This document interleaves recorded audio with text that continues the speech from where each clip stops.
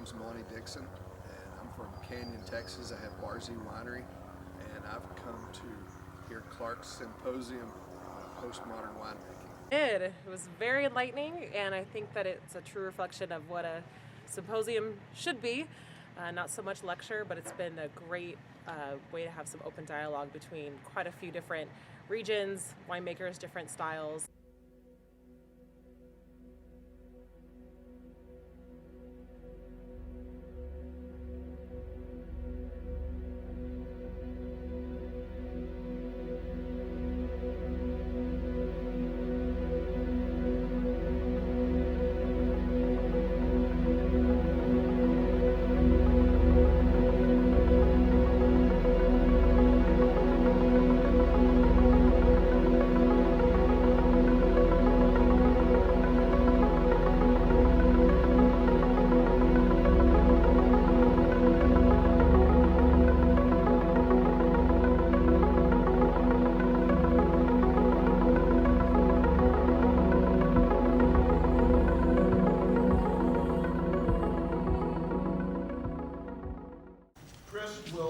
Runs this facility, and I just can't tell you how grateful we are for your hosting in this fabulous.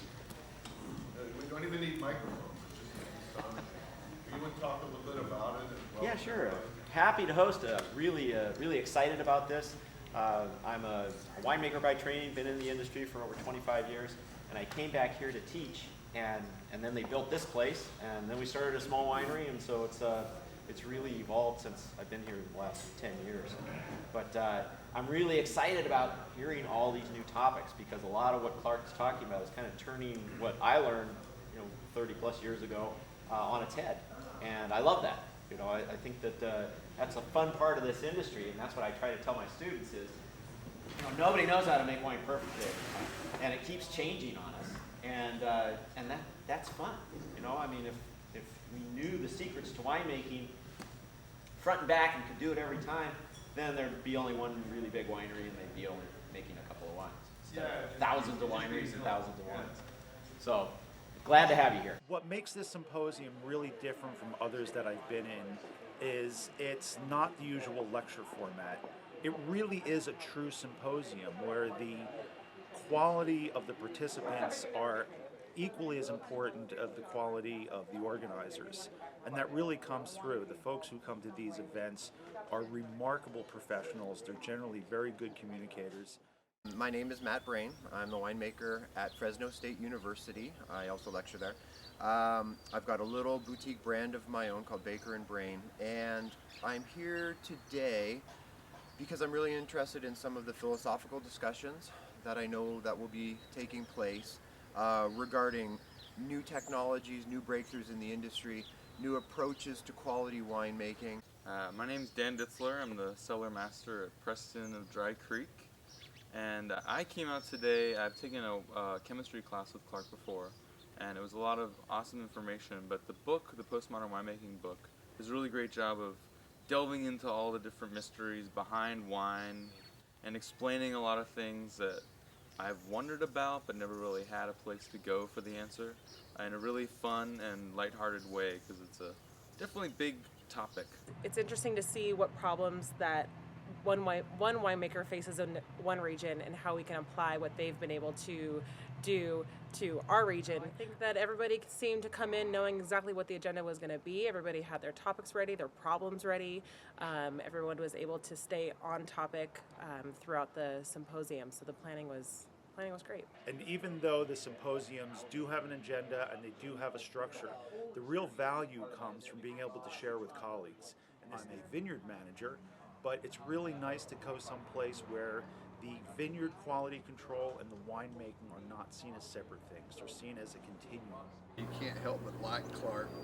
It's, once you get to know him, and then I read the book and I thought, man, this guy's got some answers here I may be looking for. So I've made the trip to Santa Rosa just to be here and see what I can learn.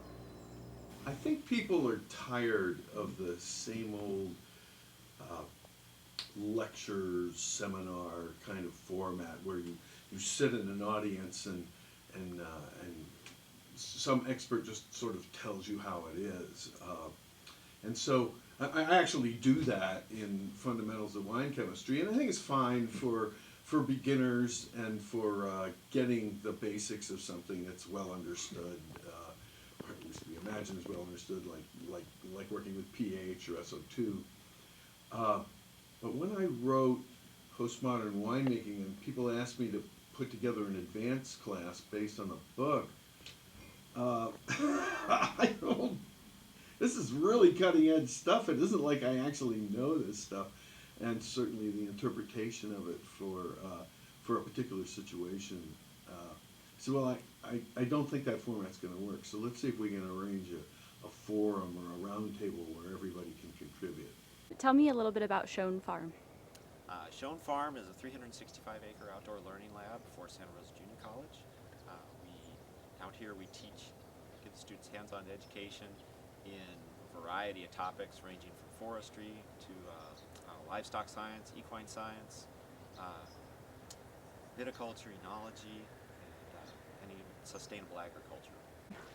What interests me most about the symposium is the thinking outside the box nature of it. I love that in general, and just seeing all these very cool new topics that are kind of turning what I learned in winemaking on its head. I really love that because I think that there's a lot of mystery to winemaking, and we're getting it figured out. Hopefully we'll never figure it all out. Winemaking is an intensely local phenomenon. The right answer for one winery might not be the same as the right answer for just a winery across the street. You're trying to bring together the raw materials you have to work with, so the particular vineyard characteristics. You're working in a physical plant that has provides a home for a certain winery microbiome that might be very different from even your close neighbors.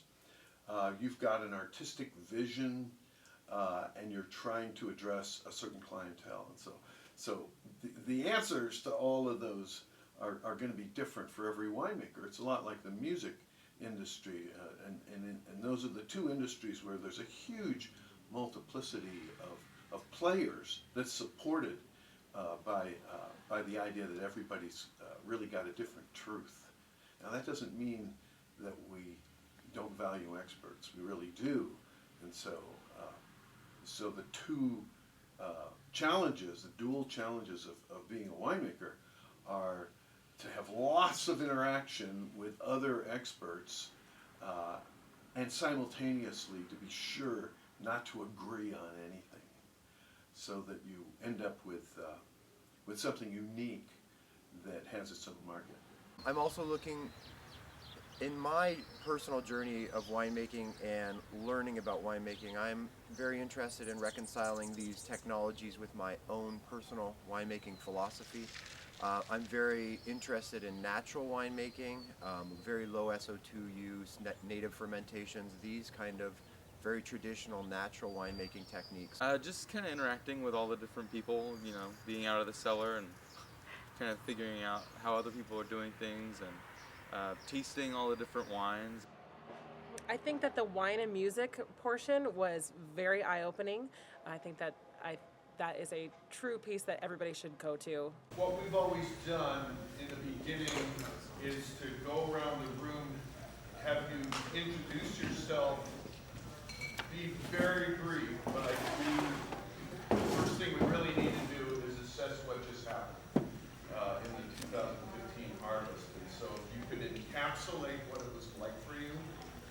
When we did this last year, we ended up basically spending the whole day talking about stuck fermentations and green raisins chemistry, and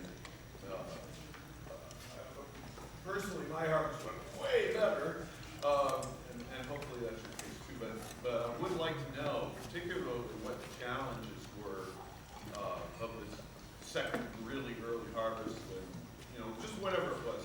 And what we observed in 2008 still seems to be valid, but it's just the beginning. We see wines coming more and more, so we'll see. Maybe in a month from now, we'll say something different.